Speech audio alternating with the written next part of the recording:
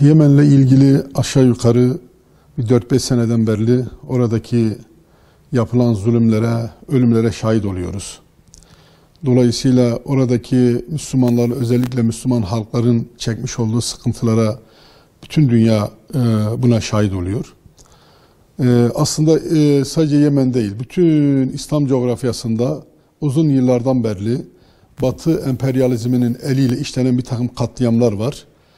Dün başka bir yerdi, bugün başka bir yer, Yemen.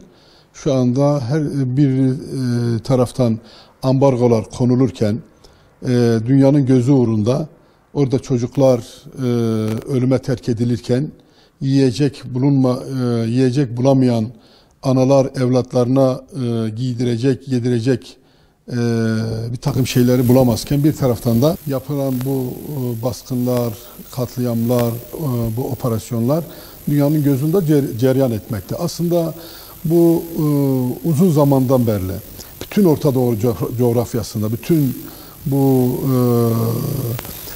halkı Müslüman olan ülke, yani İslam coğrafyalarında dolayısıyla bu katliamlar yapılıyor. Biz dünya Müslümanları olarak yani ayağa kalkıp oradaki kardeşlerimize, Yemen'deki kardeşlerimize yardımcı olmanın, onlara el atmanın, onlara destek olmanın da gayreti, çabası içerisinde olmamız lazım.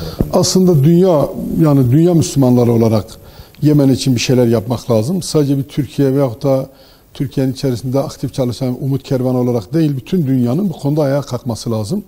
Biz de Türkiye'li Müslümanlar olarak, aynı zamanda Umut Kervanı olarak oradaki kardeşlerimize yardımcı olmak, destek olmak, onların yarasına merhem olmak adına bir takım çalışmalarımız var, yardımsal çalışmalarımız var.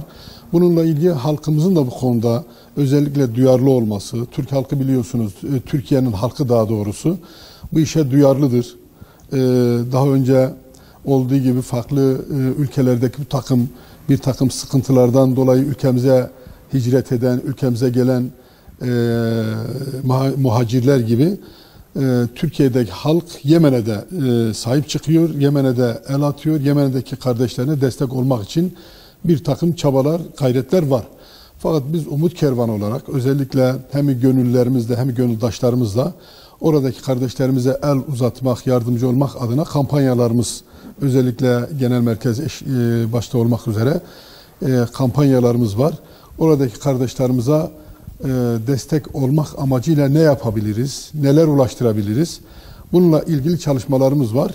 Bundan da tüm kamuoyunun, tüm vatandaşlarımızın, tüm milletimizin haberdar olmasını canı gölden istiyoruz, arzuluyoruz. Yani oradaki kardeşlerimiz az önce dedik, hakikaten başta İslam coğrafyası dedik. Şu anda Yemen öne çıkmış. Yani halbuki bu oradaki sömürü, oradaki katliam, oradaki baskılar yeni bir şey değil. Eskiden beri de var, uzun yıllardan beri var ama son 4-5 yıldan beri özellikle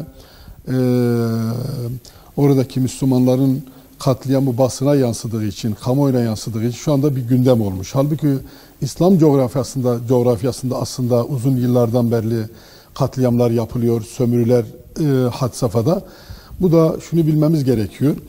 Hiçbir zaman Batı'nın ve Batı emperyalizminin Orta Doğu coğrafyasına bir huzuru getirmeyeceğini, efendime söyleyeyim oraya barışı getirmeyeceğini hepimiz buna şahit olduk, şahit oluyoruz. Ve biliyoruz ki Orta Doğu'nun kana bulanması için Batı sürekli elinden gelen çabayı, gayreti sarf ediyor. Bunu ne yazık ki bazen Batı birebir kendi eliyle yapmadığı şeyi o coğrafyadaki ülkeler aracılığıyla, o coğrafyadaki yönetimler aracılığıyla halkı Müslüman olan mağdur, mazlum insanlara hem katliamlar yapılıyor hem o insanlar sömürülüyor. Bununla alakalı milletimiz şuna şahit olmalı. Yani Orta Doğu coğrafyasındaki halklar Müslüman halklardır. Oradaki Müslüman halklara sahip çıkmak, onlara destek olmak, tabii şu anda başta Yemen olmak suretiyle onlara el atmak, hangi konuda nasıl yardımcı olabiliriz diye bunun bir muhasebesini yapıp Umut Kervanı aracılığıyla da oradaki kardeşlerimize sahip çıkma adına bir adım atılabilir. Aslında halkımızın, milletimizin, toplumumuzun da buna karşı bir gayretinin, bir çabasının olması lazım. İnsanlık Yemen için, aslında tüm dünya Müslümanları için, akabinde şu an için insanlık Yemen için harekete geçmeli. Tüm gayretlerini, çabalarını ortaya koymalı ve oradaki kardeşlerimize el atmalı, onlara yardımcı olmalı, onlara destek olmalı diyoruz.